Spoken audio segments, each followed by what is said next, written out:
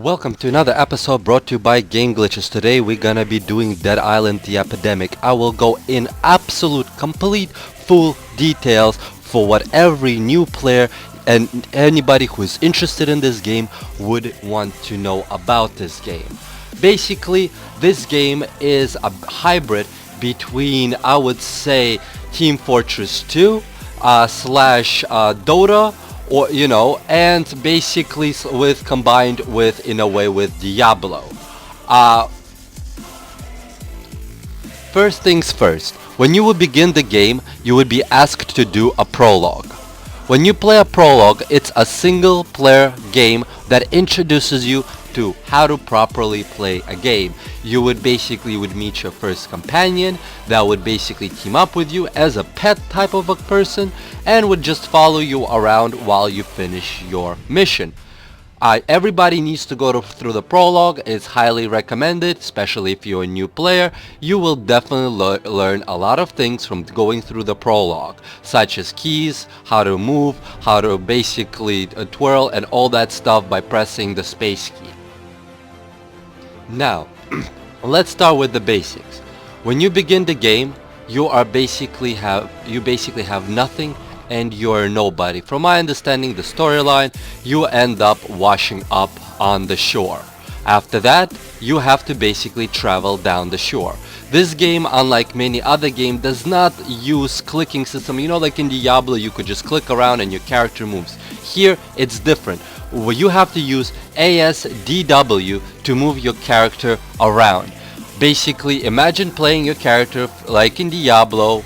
As I said earlier, this is why I compared this game to Diablo, because it's really close between Diablo, Team Fortress, how the animation looks, and basically what they're trying to implement is Dota, where you have to fight another team of 4 people, and its zombies also intervene, and each team has to do its own thing. But you know what? Let's start with the basics, and we'll lead on from more into that later.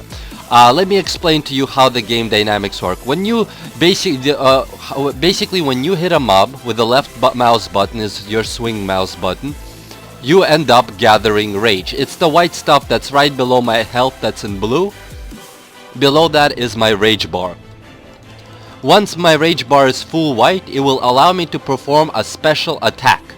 Basically, by right-clicking, I will perform, as you can see in there, I will perform a special attack. You could technically perform the special attack after each white box that it fills up, but I would not recommend it for a simple reason that your attacks don't do a lot of damage. Let me demonstrate you on this gate. For example, as you can see, I have one white bar full. I only did 43 damage. Now let's see how much. Now with 2 full bars, I should do approximately 80 something damage, twice as much. There we go, 86 damage done. When my average hit normal is 28 and I crit for about 42. Over here is your experience bar and over here is your life bar.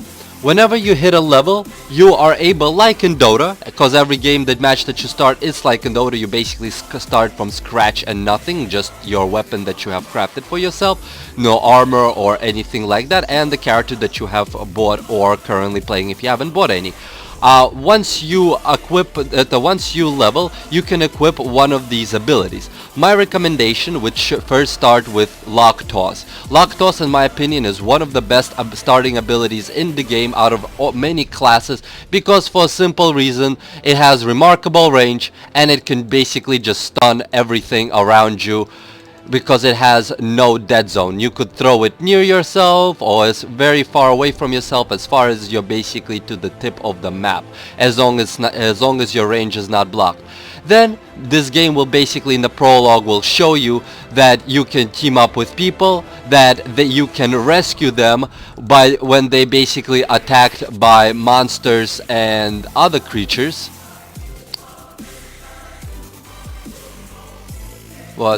And you will basically continue through the game with this character learning new skills and techniques. Also, please note that you can bandage yourself at any given moment in time.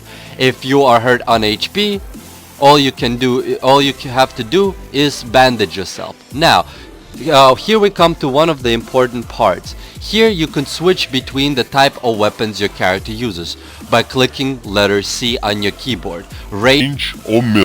Many classes prefer melee because that's what they build around. Other classes that like rangers and archer and range classes do much more damage with a ranged weapon. This beginner class that everybody starts with is more damaging when he uses the paddle. The paddle does way far more damage and generates rage much quicker. Even though the paddle does slightly less damage on hit, it swings bigger and it has frontal AoE across many mobs.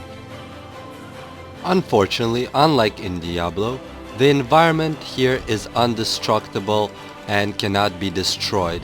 No matter what kind of things that you hit, or even players, or any trees, you can't destroy or actually interact with any environment that is around you.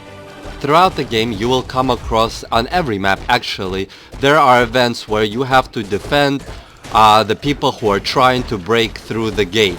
Later on in the maps, I will demonstrate to you what kind of gates they are and which maps are there. As you can see here, she's trying to break through the gate while I'm trying to basically defend her from being hit by the zombies and prevent her from breaking the gate.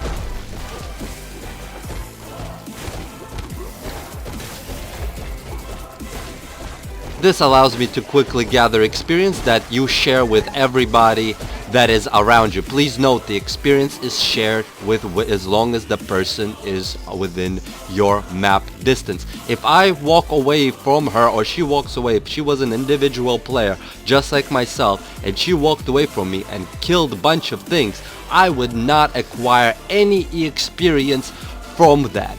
Therefore, people need to stick together. You will acquire experience as long as you are within the kill range of the mob or of the person who killed it. Here, basically, on the prologue, they try to introduce you to PvP. Another group of players attacks you while you try to defend yourself. Later on in the video, quite shortly, I will show you a full PvP match and the highlights out of it and explain to you how the PvP works. Unlike Dota and many other games, this game has a slight unique approach to PvP and how you basically end up winning the game. Please note that if your character dies, there is no death penalty aside from the fact that you have to wait about 10 seconds for you to respawn. During regular matches, somebody has to either revive you by clicking on your body, or basically just if your entire team dies, then everybody respawns back at their last checkpoint. Small minor tip and small minor comment, so you should know, when playing through the prologue, you can acquire account experience. You will not acquire any character experience, as you could see here, 0, and you can potentially gain loot, as you can see here that I got. And the most important thing, you could always get a good chunk of money that I noticed that it ranges from about 600 to 850 coins per map, per prologue, so you could technically farm prologue for better gear, well, for more money, and then you could get yourself a better gear.